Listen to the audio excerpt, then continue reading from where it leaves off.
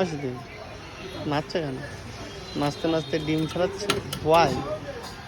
ডিমের কি কষা হবে না ডিম? অবশ্যই। আজকে তো দোকানের বয়স 6 দিন, ঠিক আছে? আজকে কয়টা ডিম এনেছো? 6 দিন। 6টা?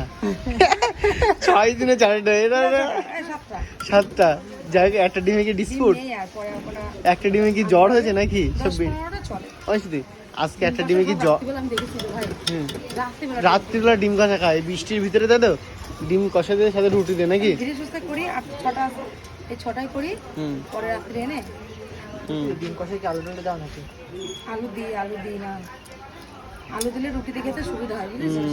যদি আলু নাও দিই, বলে কি মাছের ঝোলে আলু আছে, তাহলে দিয়ে দাও তো। যেখান থেকে হোক নিয়ে নেবে, তাই তো? যেখান থেকে আমার কামড়া করে দাও। একদম।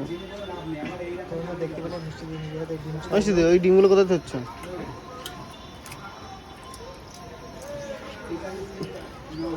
ডিমে কি জল ঢুকে গেছে? জল ঢুকবে।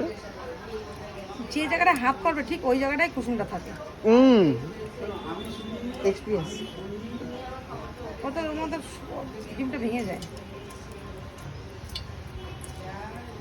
যাই বন্ধুরা, নতুন দোকান মায়াপুর থেকে কজন, বুঝলি তো?